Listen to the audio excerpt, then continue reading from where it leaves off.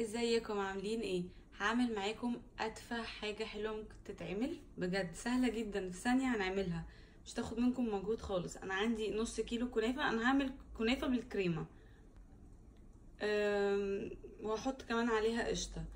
عندي نص كيلو كنافه مفرومين كده، شايفين؟ يعني انتوا بقى تفرموهم في الكبه او بايديكم، لو متجمده هتتفرفت معاكم بسرعه جدا. جبت بقى عندي طاسه كبيره على النار، وهحط بقى النص كيلو كنافه دول معاهم كوبايه كبيره سمنه، ولو احتجت تاني هحط. بصوا اهي، ونبتدي نحمرها. انا بحط حبه حبه عشان ايه البتاع عندي ما تبدلش. انا هحمرها احسن على كذا مره، على كذا طاسه، عشان اعرف اتحكم فيها، مش حابه يتحمروا حبه لا. اقعد اقلب، اهم حاجه ان احنا نقعد نقلب. انا زودت معلقتين سمنه كبار عشان حسيت ان هي مش واصله السمنه كويس. انتي بتقلبي كده هتحسي. دلوقتي خلاص بقى الكنافه اتحمرت، هنشيلها على جنب.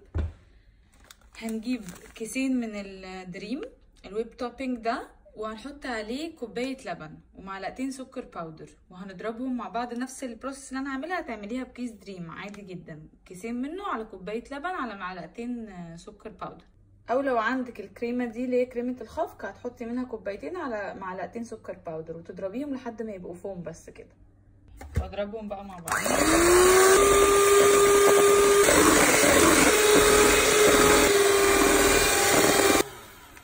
بعد ما خلاص بقى تقلوا بقى بالقوام ده، هحط علبه من القشطه بتاعت نسله. طيب ما عندكيش العلبه دي اللي هي اللي بتبقى جاهزه، عادي لو انت عندك قشطه مخزناها حطيها عادي. هي عامه 160 جرام، وارجع اضربهم تاني مع بعض.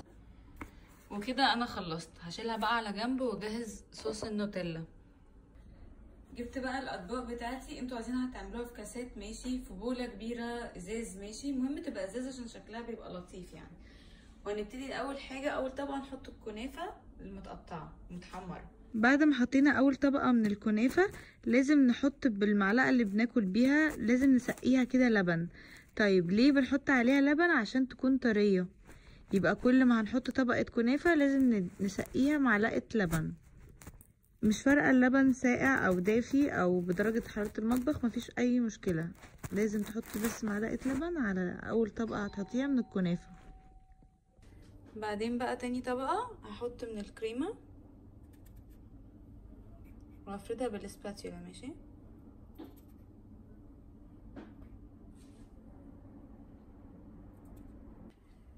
تمام كده. بعد ما فردتها هرجع احط تاني طبقة من الكنافة فوقيها. تمام، حطيت الطبقة التالتة، يعني اول حاجة طبقة كنافة، بعد كده الكريمة، بعد كده كنافة، والطبقة اللي فيها الكنافة دي بقى الاخيرة قعدت اضغط بيها جامد بايدي كده لتحت.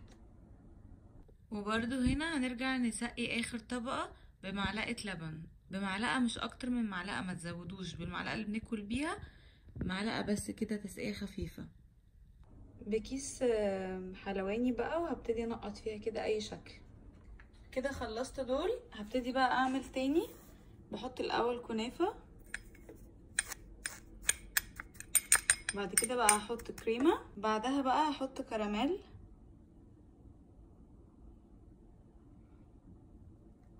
ممكن بدل الكراميل نحط اي حاجة، ممكن نحط شوكليت، ممكن نحط مالتيزرز مثلا مفروم، ممكن نحط اي بسكوت، ممكن نحط اي نوع فاكهة، اي حاجة عندكم عايزين تحطوها متوفرة عندكم حطوها. بعد الكراميل واضغط بقى،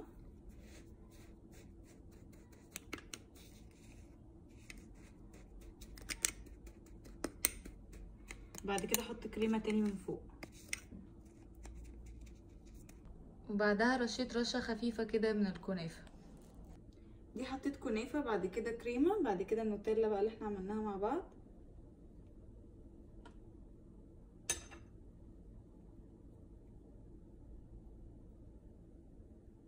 افردها بالراحة عشان ما تخشش مع الكريمة، عشان ما تخشش مع الكريمة، ودي تبقى لون ودي تبقى لون.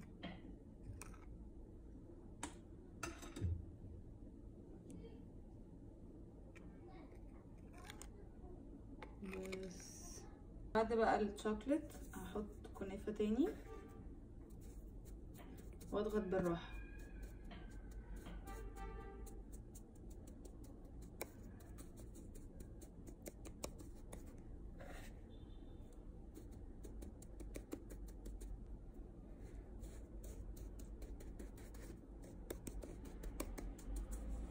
الاشكال بقى براحتكم، شكلوا زي ما انتوا عايزين. تمام، هحطهم بقى في التلاجة وهوريلكم اما تطلع.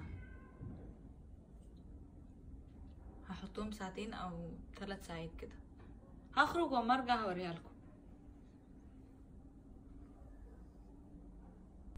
نسيبهم بقى في التلاجة.